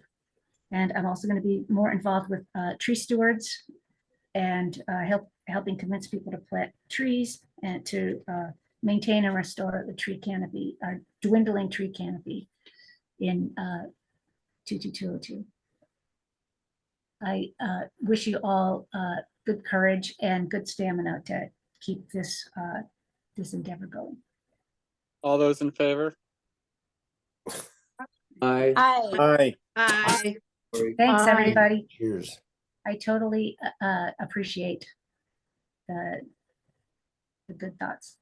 Okay, now I'm going to share my screen again.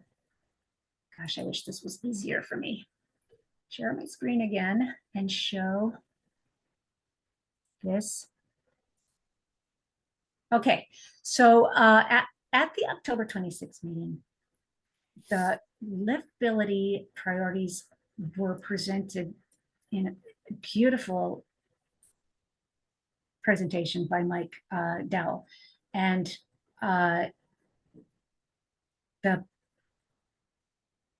this is not the page that I want to start on. I'm sorry.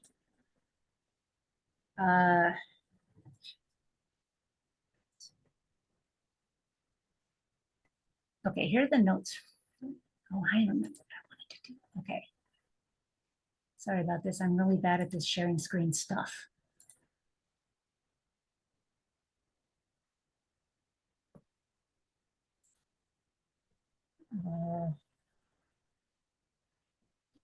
I have to stop.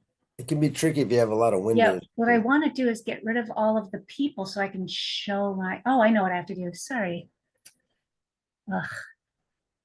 I wish I could have someone do the computer part of the meeting for me. Okay, share my screen, share, and then the thing I wanted to show. How do I go back to the thing? You got an Excel file. I think I have to stop sharing. Bear with me.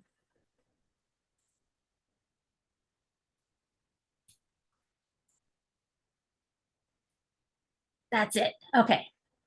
So what I made a slide of, okay. So when we went into the October 26th meeting, we had 3 tiers of priorities for, we had Yes. 3 tiers of priorities for the for big large scale projects that we want to advocate that the county take on to ameliorate the massive community impacts of the massive development taking place in the 22202 ring. And the livability group looked back at what the priorities were in 2019. They assessed which of them had been accomplished, and we looked, the members of Livability 222 leadership looked at them and did a first take at prioritizing them. And so when we went into the meeting, we thought that after meeting with all of our civic associations, we rejiggered everything and came up with these. That our top goal was an elementary school because of the growing population and the overcrowded school. A community center to upgrade the community center that we have that's in conjunction with our library. And libraries, not only our Aurora Hills Library, but to bring back the smaller Crystal City branch that was open before. Second tier was housing. The housing committee wanted to be sure that more affordable housing was being built. Everyone was very in favor of advocating for the green ribbon, making sure that all of the county and developer resources coalesce on making sure the green ribbon aspect of the continuing development in our neighborhood actually does happen. Route 1, there's an effort by the state, VDOT, and Amazon and the county to move the 2 overpasses of Route 1 down to grade level, which we feel is dangerous and impedes our ability to move back and forth across the Route 1 barrier of our neighborhood and would be less safe. We're still continuing that fight. The next one is green space. Make sure that any of these projects that we do advocate for don't make us lose more of the green space that we have. And also in second tier was, oh shoot, I keep doing that, I know why, was the underground. There's a beautiful underground row of retail space that I love and many of us love, especially because you can go in cold days, rainy days, snowy days, go from buildings to metro, etc.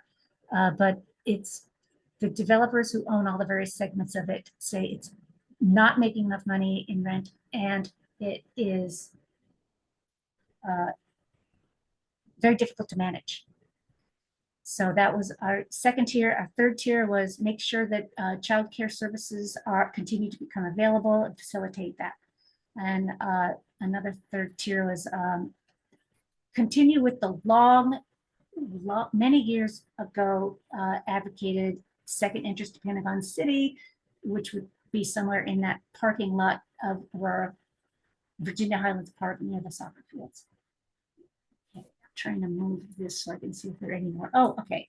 And also, in order to help people move around the neighborhood without having to use cars, but also not have to walk so far because of where the metro stations are, to have some sort of a free circular transportation system that they're calling a jitney. So that was before we went into the meeting.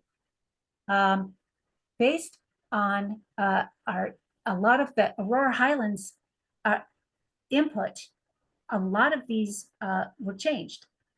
We worked really hard in Aurora Highlands. We looked at this, I believe, more intensely than the other 2 civic associations. And we were able to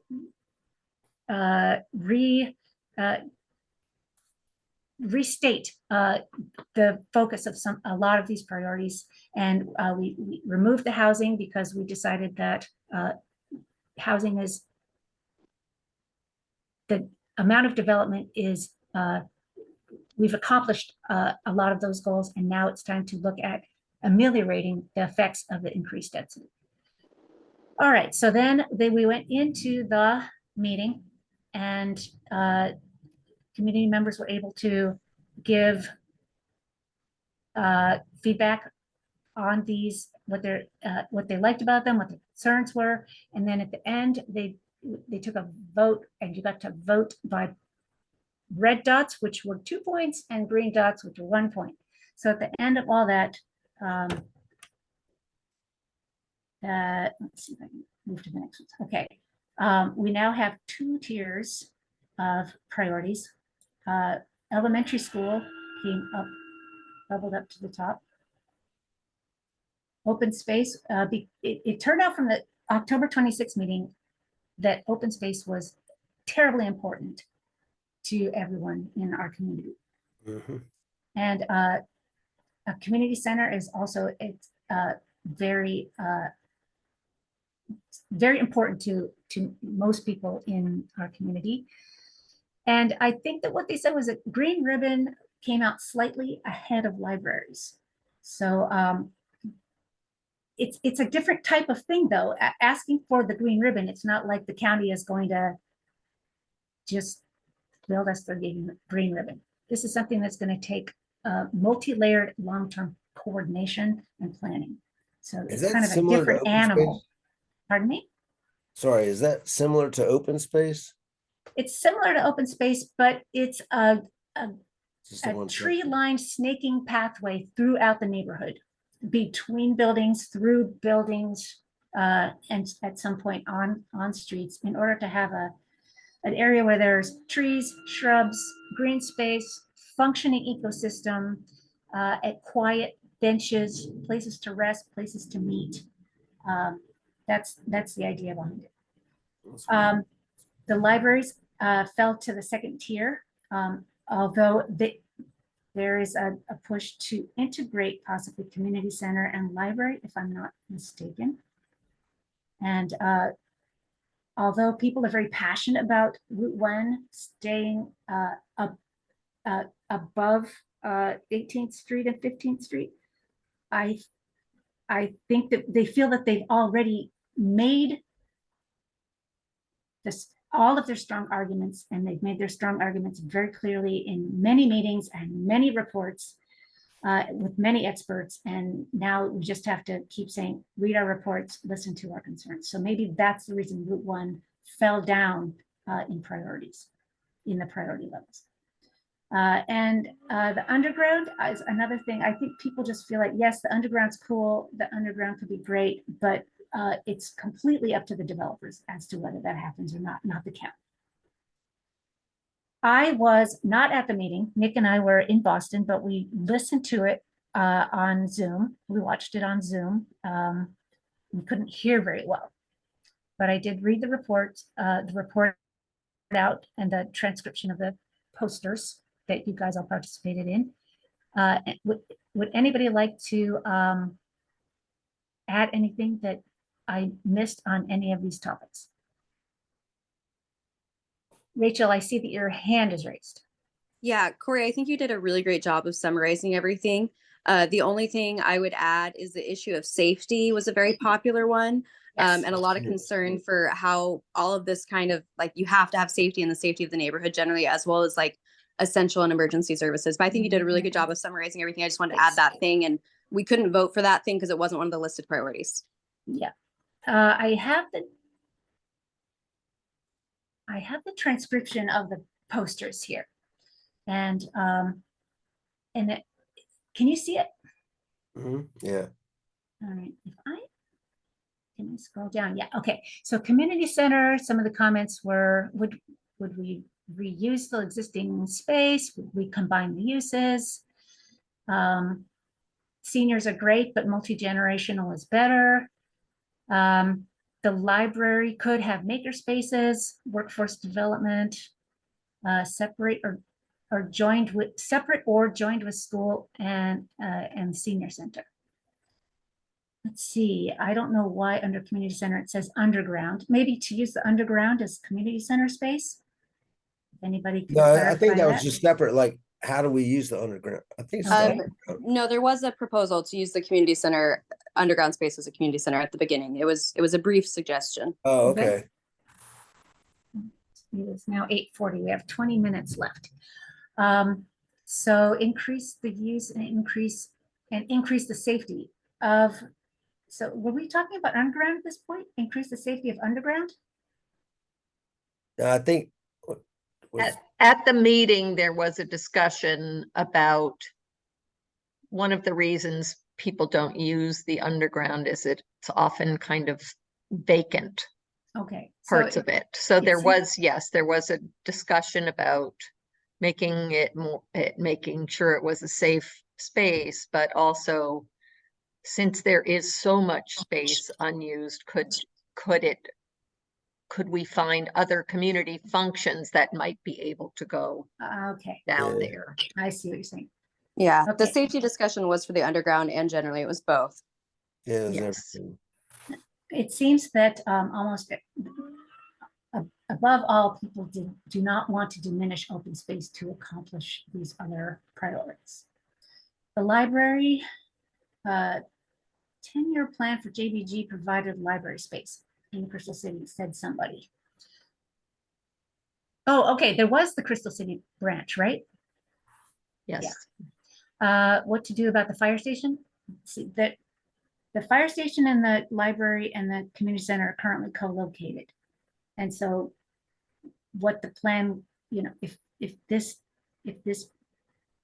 priority is carried out, we'll have to figure out how or whether to continue to co-locate these three functions without chewing up more open space in Aurora, in Virginia Highlands Park. That's And going to be, go ahead. Not having been there, I think the other point on fire station is what to do with the old vacant. Yes, station. yeah. Okay. All right, elementary school needs to be walkable inside our neighborhood. What to do about Route 1 and vis-a-vis having the school be walkable. The current schools are overcrowding with trailers. There's been an influx and will be even more influx of kids with the current and planned development. Build it here. I don't know what that comment means. South Arlington, what about middle school? Okay, these comments were transcribed from the posters and I can't speak to them. Open space, the comments were there is too much hardscape. Water park is too developed. The dog park. I think people want to be sure that there are places to walk, to let their dogs run. And is there a general consensus that there aren't enough spaces? There's Yes. a dog park now, but they're gonna move it. Hmm. It's I think- temporary. But I think it also there were some vocal pet walkers who felt very passionately about needing more space for that. Okay. All right. And then the questions and concerns that, yeah, see, there were a lot of questions and concerns captured. How is essential services defined? How can you preserve unique value of the community center? How do we consider functions instead of facilities? What does a multi-use community center look like? How do we get more people in the underground? I don't, how do we get more, oh, I think they mean, how do we get more businesses down into the spaces in the underground? How do we preserve the open space and not end up with a complete built-up neighborhood? Excellent question.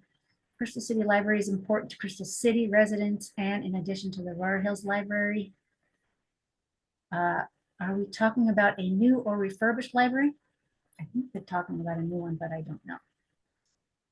Concerns with overdevelopment. School might be the only thing with an actual need. School might be the only thing with an actual need. Okay, I think I see what they're saying. The other things are all things that would be nice to have, but a school is something we absolutely need. How do we include public safety in the discussion? Fire stations connected with current library. How are old and new fire station facilities used? Can some community center uses be put in the underground, like art in the underground? Yeah, there actually is an art gallery in the underground now. How will Route 1 at grade affect walkability? That question was raised above as well. How do we improve the quality of the existing 22202 schools? These questions are not all going to be lost. As was described in the last meetings with Mike Dowell at our Civic Association, as well as at the community meeting, we're going to be forming working groups around these topics and continue the discussion. And these questions are going to be not lost, but incorporated into those discussions. And I think what I can do is add this transcription of the posters onto our website. More questions. What to do about overgrowing in middle school? I think when we said that we need a school, I think we were generally talking about an elementary school. Is that right? Can somebody talk to that?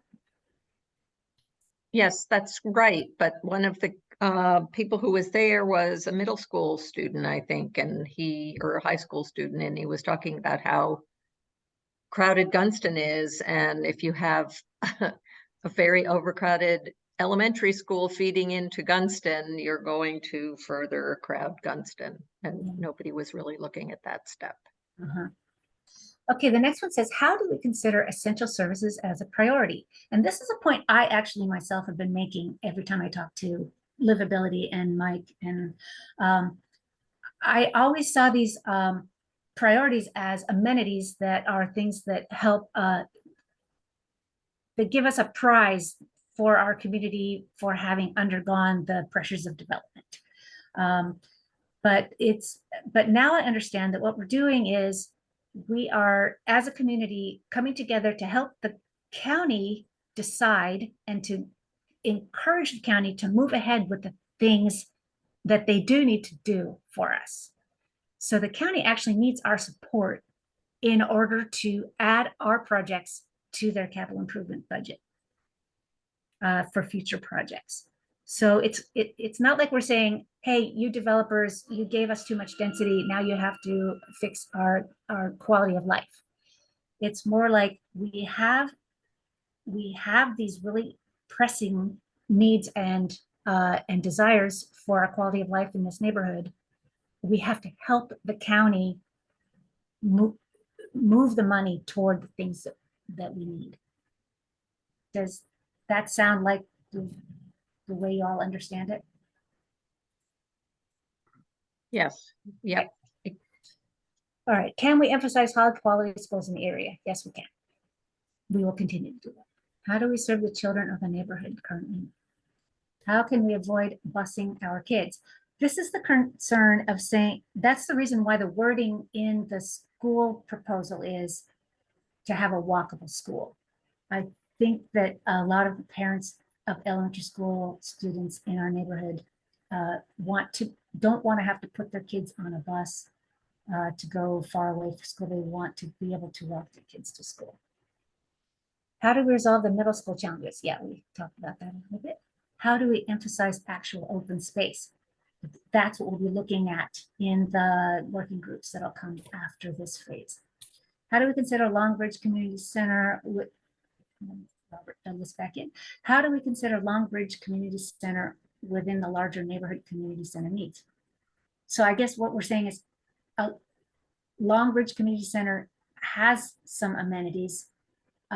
It's a little bit far away, but should we overlap those instead of maybe bringing in other amenities that we don't have already close by? How can open space planning consider use for owners of large dogs? Okay, here's the dog issue again. We will be looking into that. How can we get more public park space versus developer-owned space? I don't know the answer to that. We will be looking into it. Who are the open space people? I don't know what that means. Who are the open space people? Open space. Well, I think a lot of people are understand the benefits on health and well-being from having access to open space. It's just a matter of getting those people to advocate and get the county to activate, as well as getting the developers to also do their part. All right, how can the community, yes? I think the question about who are the open space people came up when people were talking about the conflict in parks is how much open space you keep and how much does it get developed by people who have constituencies that are loud, like sports constituencies. Okay, I And see. so, you know, that's an issue. So who are the people who can organize to try to get open space as a priority in the same kind of way? I was at the meeting and I took it a little bit differently. That was one train of thought, Natasha, but the other train of thought, in my opinion, was there's a lot of private ownership of the open space right now. Like JBG owns the water park. And so how do we get the people who might own the open space to keep it as open space or to turn it into a park, whether it is sports or just open space? How do we balance that? Because if the county doesn't own it, you know, and then there was discussion of, you know, you get concessions when the county is planning things, but, you know, there's certain parks that are supposed to be built, there's certain space that's supposed to be built, but then it doesn't happen. And so concurrent, you know, requiring them to, if they build the building, to do the park at the same time and that kind of thing. So there was discussion of both. Oh, right. Yeah, that's true. And actually Crystal City, JBG, and maybe one or two other developers own all of the publicly used open space. Yeah, except the Aurora Highlands, I believe. No, I mean in Crystal City itself. Oh, yes. Okay, I'm moving down to the last page here. Yeah, that's the last page. I'm going to put this in the documents section of the website. So you go to aurorahighlands.org, click on documents, and then scroll down to, I think it's called documents. And it'll be called livability 2202 priorities flip chart transcription. And this will be there to refer to. And I wanted to do this one more screen share. Let's see. I'm going to be an expert at this, like on my I'm becoming an expert on my last meeting, which is really frustrating. Okay, this one. There. Okay, these were the rankings from the dots that people were given. Who remembers how many dots everyone was given? So you were given 3 green dots and 3 red dots. And again, the voting was limited to these topics. So like safety and some other things that people brought up, it was hard to be able to vote for those. Okay. Okay, so the column that I was looking at was the weighted score. So after the first choice and second choice dots were all added up, and then the weight for was red more points than green? Which one was stronger? I think red was what you wanted. It honestly was kind of confusing. It was like first green was what you wanted, then red was what you wanted, and it was a little tricky. Oh gosh. Red was like really important. I personally would not have chosen red and green, but I wasn't there. Okay, so once you applied the weighted score, elementary school came out clearly the top priority of the community. And open space was, the desire for open space is, in my opinion, interwoven in all of the other ones, because people do want amenities, but they don't want to lose open space in order to get those amenities. Sure. And community center was third, and it was almost tied with Green Ribbon. And libraries, Route 1, and then the underground. Yeah, this is how the scoring came out. I don't know. I don't think the coloring was necessary. Yeah, I don't really understand the Just colors. just like put how many marbles you want. Yeah. Okay, I'll also put this on the website. Stop sharing. Okay, now I want to talk about process, where we are in the process. We just received the transcriptions of the charts a couple days ago and the scoring from the dots and the livability presidents, the Civic Association presidents are going to meet to assess all the comments and make sure they're reflected in the final report. The final report is then supposed to be delivered to the county and the CPCC, the Crystal City and Pentagon City Citizens Review Council. The problem with all of that is that the leaders of livability have announced that comment period is open until November 17th. And our Civic Association has stated that we want to be able to review the final report and make sure it reflects our priorities and concerns, and that and we want to vote on it before we allow them to go forward with it as a livability joint document, because livability is a coalition of the 3 civic associations. And so if I am correct, at the last meeting, it was voted on that we want to vote on the livability priorities before we send it forward. Nick, you have your hand up, or are you saying yes, I'm right? Yes, thumb up. Yeah, Okay. I'm saying yes. Okay, Agreement. so we have to, I think that we need to take a vote on whether we're going to not give our blessing until after all the comments are in and the report is written, and then we see the final one. But I don't know that we need another vote. That's already been Okay. the position of the association. Okay. So I will then communicate that to the livability leadership team. And their heads are going to explode. But that's what we're going to do. Why do you say their heads are going to explode? Because they want to do this really fast. And they're going to think What is the rush? Exactly. What is the rush? They say the county is the rush or something like that.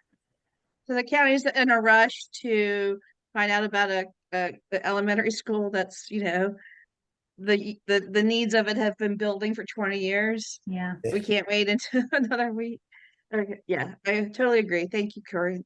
Good idea. And We'll take it up. And the county in the end gets off easy because they get to give us what is essentially an essential county service as our #1 priority. So by doing their jobs, they're giving us what we want. So they should be happy getting it when they get it. Yeah.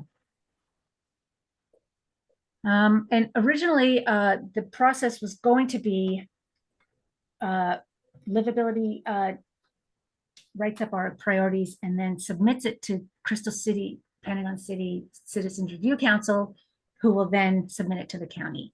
And we balked at that because the CPCC isn't just civic association and neighborhood people, it also includes the developers and some councils that committees that we actually don't always see eye to eye with. And we didn't want to lose our voice by having it be, having our report be diluted by having this CPCC have the power to change our A seat at the table. yeah. Well, we have a seat at the table, but we don't want to just have a seat at the table. So we want to be able to submit our own report. So that's what we got we got it changed by squawking. And so now we're going to be sending the livability report to the county, but we'll also send the livability report to the CPCC so they can see what it is that the people want, even if like JBG, for without the example. developers. Yeah, the developers don't agree with what we want. And we need So- to understand the process a little bit more too. I think that really need to dig into that as well I agree. and with what you. it means. I mean, some of this stuff can get turned on its head Mhm. in ways that you can't expect, and maybe You can't the opposite expect of what it. you intended. Exactly. And another thing that happens is we will put out a report of things that are important to us. And the county and the developers will get that report and they'll cherry pick one little line from it and say, well, this is what you wanted. You know, it was in the report. Whereas maybe a committee of livability went ahead without coming back to us and sent forward an opinion about what we wanted, like dense housing, for example, and without coming to AHCA, which is what was happening. And then livability will go to the county and the developers and say, hey, here's a report. Livability wants dense housing, whereas they didn't come to AHCA back then. And so over the course of the last 2 years, I've been constantly hammering livability, saying this is a coalition of the 3 presidents. I have not been invited to the housing meetings. I don't know what you guys are deciding for us. And now you're meeting with the county and you're meeting the developers, and I don't even know what you're talking about. Oh, and they say it's just informal, where it's not informal. Major decisions were made without coming to us. And it took me 2 years to get a handle on this. And it's just now I've finally gotten the reins on this horse, and they're listening to us. And that's something that the new leadership, after I resign 2 minutes ago, you need to continue doing that, constantly asking questions of livability, making sure that the working groups are not going ahead without getting buy-in from all three civic associations. Absolutely, Corey. I also wanted to add, I thought it was really interesting that Melwood in their presentation was like, we need more affordable housing, when livability has found the exact opposite, that we've been overrun with affordable housing in a great way. We've been very successful, and we're, River House and Crystal House and all these things, we're putting in more and more affordable units, and it was just so disconnected from the neighborhood and from what the area actually needs. So I thought that was very very disconnected from the neighborhood, and I agree. And I look forward to continuing on your good work with livability, and I'm glad that you'll be chairing the Green Space Committee. Okay, we are past our time, and I don't know if Zoom's going to cut us off. Before I adjourn, I want to make sure that there is not some really pressing new business or committee reports. Can I throw in yes, one please. factor on this? Yes. I think it's really important that you've done a great job, because livability has gone rogue, and we might as well call it what it was. Livability went out and it was advocating with the county and with Amazon for dense, affordable housing on the Melwood site. That was done by livability in the name of livability. So I think we need to be careful about livability going rogue. And I think you've done a good job to bring them in lines. And that's why I think it's important that we play this process out, that our civic association gets to vote and review whatever it is that goes final, because they've proven they can't be trusted.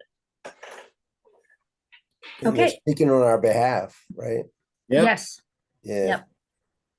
Yep. Stacy, do you have any last comments about zoning? No, I mean, this was all about Melwood and livability, Yeah. two of my favorite topics. Yay. I'm grateful and happy that we can have a follow-up with Laura. I think that's going to be a good thing. And I'm grateful and also that you that this administration, or whatever you are, the board, Whatever you is call it. taking this position with livability, and we'll follow up on it. Yeah, so we'll just need to follow up on these issues and stay close, closely Stacy, weren't in you touch over the livability? holidays. Huh? Weren't you livability for a while? You ever It involved came in out that? of it came out of my mouth in my living room. Yeah. Yeah. I birthed, But not the rogue part. birthed it. Yeah, but Sorry. you're back when they were still respectable. Just Yeah. like my other children have all gone rogue. What can I say? I just see some. All right. Yeah, so And I- we'll spend some Before- time over the next few weeks, Corey, and Yep. transitioning and all of that. So Okay. Oh, I'm hey, I around. wanted to, Well, I'd like to say that we have a new member in our midst tonight. We have Sarah Somerville. Sarah, are you still on the line? Am I putting you on the spot by saying I wanted to introduce you? I think there you are. Sarah, do you want to introduce yourself and say what? Okay, do you want to tell us can you turn on your American There you Idol? go. Sarah has a very long history in our neighborhood, and she's recently returned to us. And I dragged her to this meeting tonight electronically. Thank you, Corey. My name is Sarah Somerville. I've been in Arlington since 1992. And when I first moved to Arlington, I stayed here in Crystal City at Water Park Towers. But I bought a townhouse in Clarendon in 1996, and I've been in Clarendon all that while until July we moved here to a single family home on 20th Street. Nick met And- you at a Civic Federation meeting, and then he introduced me to you. Yes. And it's great to I've have you been- here. I actually led the New Arlington Stadium movement in Crystal City No back stadium. in the day. Yeah. Back in the day in Yeah. 2003 when they wanted to put National Park on the Costco site. I'm also president of the African American Leadership Council here in Arlington. Yep. And we became a member of the Civic Association, of the Civic Federation. When was that? Back in August, September timeframe. We were voted a member. So I'm assuming this is the community activism that Corey is referring to. But I told her I would get involved with this civic association as I have in all of the others. Well, we are very, very glad and lucky to have you. I hope that I get to see you in person at a meeting in the new year. I hope Rachel Okay. starts having meetings in person. Nick Roll your told- sleeves up, Sarah. Yeah. What did you say? Said roll your sleeves up. Time to get to work. So We need all the help we can get. Nick informed me that even though it feels to me like I'm done tonight because I wrote my last newsletter and this is my final meeting, I still have work to do, and I am present until January 1st. So we will be turning over the business to the newly elected board on January 1st, not tonight. Thank you for clarifying, Nick. Also, Nick says that he would like to make one final report before we adjourn. Nick, over to you. Great, thanks. Sarah, don't give up that no stadium t-shirt yet, because there was a story in the Washington Post as recently as 2 days ago about Monumental's effort to build a new Caps stadium somewhere in South Arlington. So they're at it again. So it's still out there. I just wanted to quickly report on some planning commission stuff. We had the second meeting of the Long Range Planning Commission for River House a couple weeks ago, focused primarily on transportation. We looked at things like the Joyce Street right-of-way, the Lynn Street stairs, which are really critical to the neighborhood, the view shed through the center of the site, and the green ribbon, and how the green ribbon is continuous, how it gives areas of respite, and how the edge of the green ribbon intersects with the rest of the community. So it was a good meeting. We're going to have a third LRPC on November 16th at 7 o'clock. That will wrap up the long range planning process for River House. We'll then go into some park master planning, possibly before the end of the year, and then probably 4 site plan review committee meetings in the new year on River House. A couple of other dates that are out there. Corey mentioned the Long Range Planning Commission, PDSP on Pentagon Center. Pentagon Center is owned by Kimco. That's the Costco site. They periodically come in as they see that the amount of density is increasing in the rest of the neighborhood. They periodically come in to increase the amount of density on their phase development site plan. So this is another amendment to up it a little bit more. So that's on the 20th. And then on the 28th, Corey Nick, mentioned. they want to double it, right? Yeah, it's They want to double it. It Yeah. wasn't just a little bit more. Yeah. I scanned that quickly. Oh, really? Yeah, it's It's big. It's big. The dense, Yeah. they want to double the density. Yeah, go read that Yeah. again. We should chat. Yeah.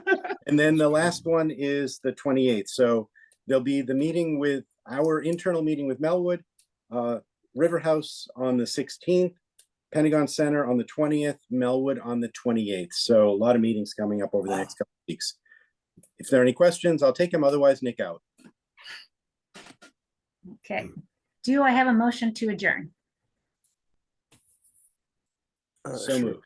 I will make that motion. I just want to, Nick, can you write down those dates in the minutes so that we all have them, please? Yeah, absolutely. Yeah. Thank you. I second the motion to adjourn with that.